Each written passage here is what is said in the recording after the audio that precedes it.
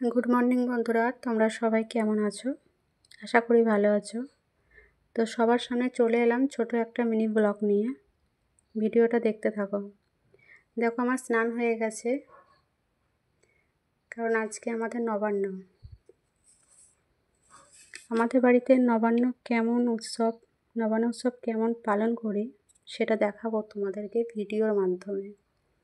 তো দেখো, প্রথমে আমি চালটাকে গুঁড়ো করে নিচ্ছি।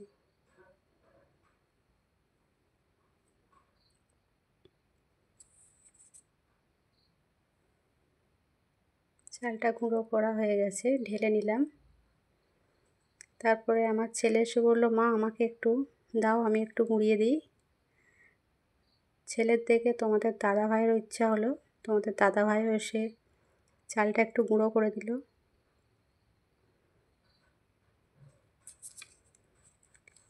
তারপর যে ফলগুলো নিয়ে এসেছিল সেই ফলগুলো একটা একটা করে বের করলাম, বের করে ধুয়ে নিলাম। ধুয়ে নেওয়ার পর এগুলোকে কেটে নেব।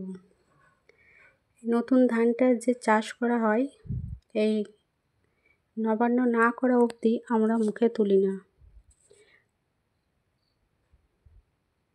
আমরা পুরনো চালটাই খাই। ভাত মুড়ি যাই বলো, আমরা কখনো নতুন ধান মুখে দিই না। বাড়িতে আগে পুজো দিয়ে তারপর নবান্ন করব। নবান্ন করার পর তারপর আমরা মুখে দিই। তো দেখো, ফলগুলো আমি কেটে নিচ্ছি।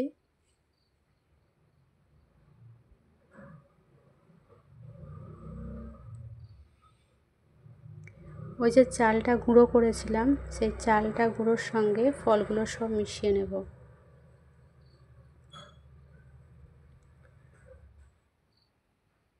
ওই দেখো, একটা বাটিতে চিনি, গুড়, কিশমিশ সব ভিজানো ছিল, ওইগুলো সব মিশিয়ে দিলাম।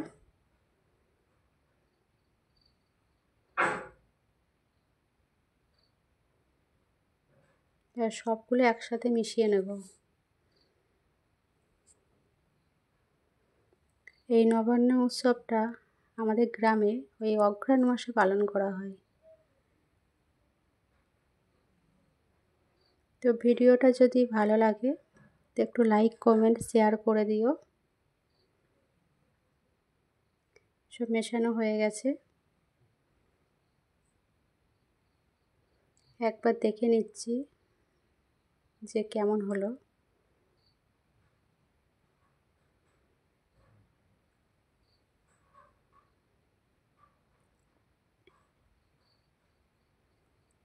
তারপর ব্রাহ্মণ ঠাকুর চলে আসলো, এসে পুজো করছে।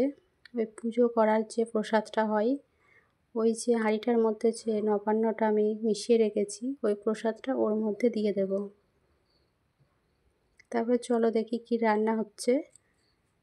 দেখো, ননদ মাছ ভাজছে।